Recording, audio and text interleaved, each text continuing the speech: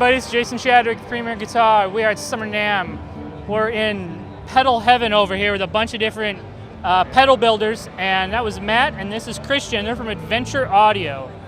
And what you were hearing there, that sonic mayhem destruction, was a couple of their pedals at the same time. But Christian here, we're going to talk about these 5 pedals you have here. And so which one do you want to start with, Christian? We'll start with the newest one we got called the Power Couple, which is a double boost and a single boost footprint. So you tap. Let's turn these off. Huh? There you go.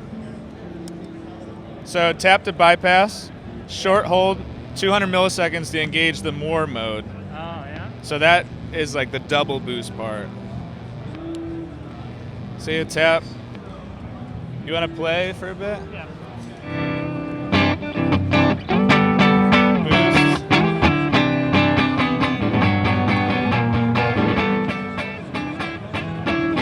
More boost. Breaks up pretty well. Big giant knob. Who doesn't like a big giant knob, you know? Cool. Sweet. And what'll be the price on this one? We're not sure yet. Thinking 99. 99. Yeah. That's pretty hard to beat.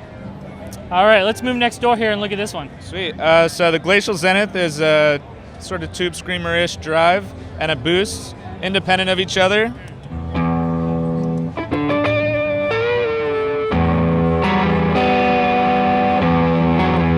Shape knob is your tone.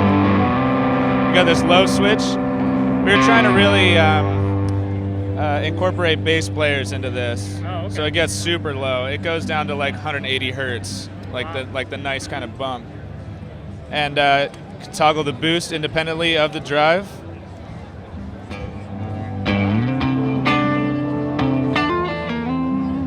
And also can put the drive before or after the boost.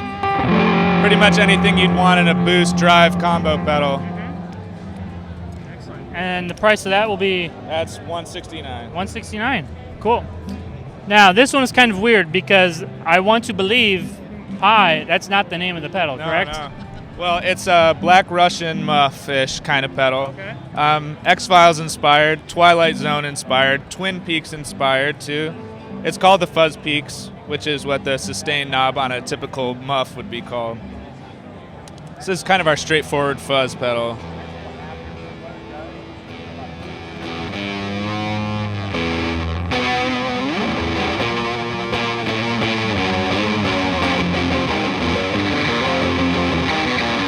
Has an oscillation switch.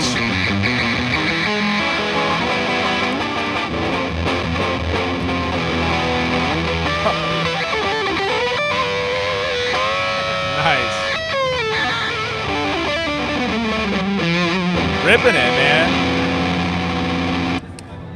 Excellent. Yeah, and they have a. And then what's the Twilight Zone knob do? Twilight Zone is clipping. Oh, okay. Yeah, different diodes in there.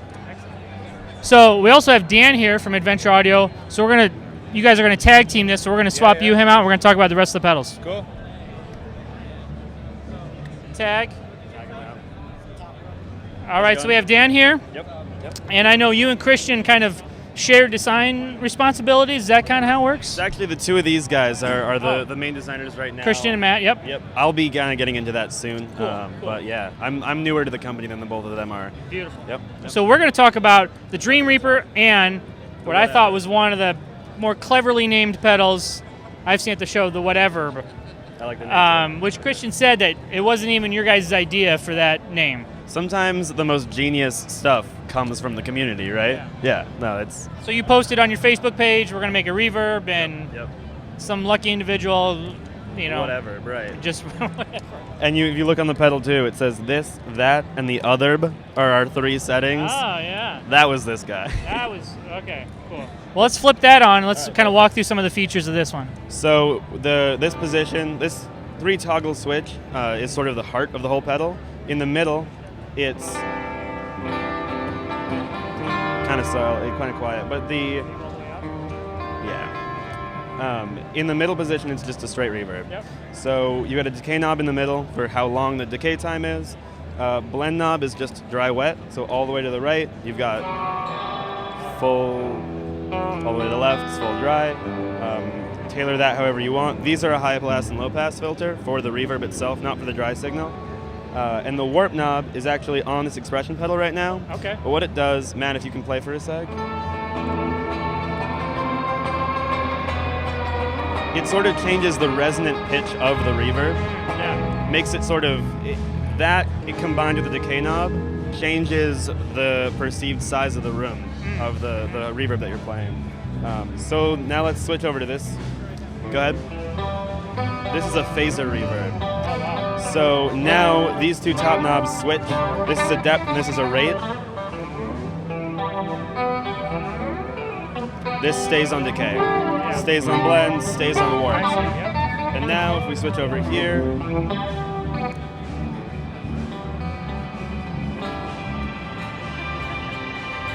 Real shimmery. real shimmery, yep. So this is the Whateverb setting, and that's exactly what it is. It's a shimmer. It pitches the octave, pitches the reverb up a couple octaves. The warp is real dramatic on this. Yeah. And again, sort of tailoring that in, how much you want. This becomes a separate knob for the how much shimmer you want, how much like high end you want on there.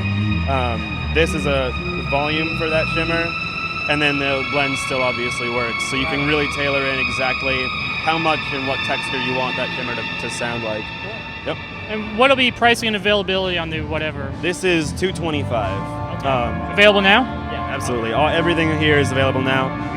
That's always refreshing to hear at a NAMM show.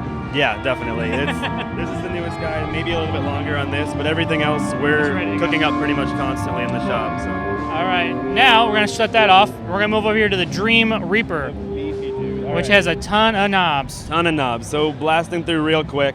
Gain knob right here, volume knob up top. We have, the filter. This is a filter knob and this is a cutoff knob. So the filter is a Big Muff style, one direction's high pass, one direction's low pass. And then the cutoff knob sets the cutoff frequency of the low pass filter. So you get two levels of control over how you want the tone shaping to be done on the pedal. So let's go ahead and turn it on. You can hear.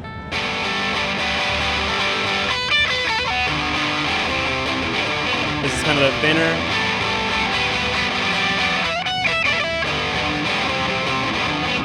Oh, that's right. This is being replaced by the expression knob right now. So it's working on this one, but right now it's being replaced by this. So you get the bassier sound there, and as you bring it up, you get that thinner sound. So we'll leave it sort of in the middle for right now. And you can hear too, if you bring the cutoff over, it gets even bassier. If you bring it back, it gets thinner again. This switch right here is also a three-way toggle. It's bassiest here. It's in the middle response position here and in the highest here. I think, or maybe these two are switched maybe. It's low, high, mid. Yeah, cool.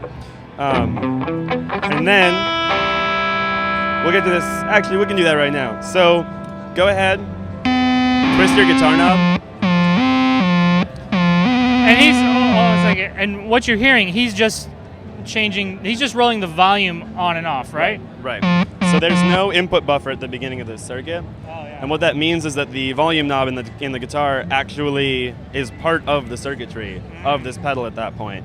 So as he changes that, you get the squeaks. Almost like a real synthy, stuttery sound. Yeah. And we'll explain the rest of the feedback in a sec too. But what this does is if you flip this up here, it replaces that so you can get that same sound.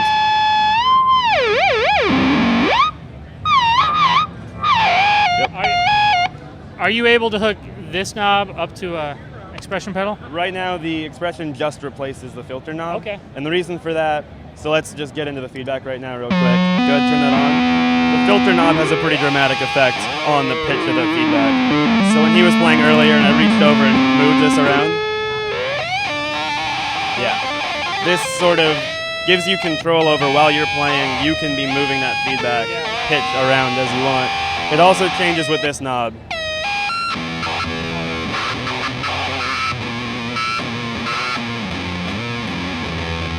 And the last knob on here, it's pretty important to the whole feedback section, is the reap knob down here. What this does is it sets the relative strength versus the guitar or the feedback itself. So all the way over here, it's mostly the guitar noise. And then here, the guitar doesn't come through at all. It's just this thing going nuts. He can unplug that right now. We could pull this out completely, and this would still just be making this noise, yeah. I'm sorry, the last knob I didn't talk about yet is the bias knob up here. It's important to the texture of the sound. This is symmetrical clipping over here, and as you shift that, it gets a little bit grungier. Dig it. So what'll be the price on the Dream Reaper? Well, the Dream Reaper is also $225, right? Yep. $225. All right, Dan, so where can people go online to find out all about all these noisemakers you guys are creating? AdventurePedals.com. Dan, thank you so much, buddy. Thank you so much. This is Jason Shadrick with PremierGuitar.com.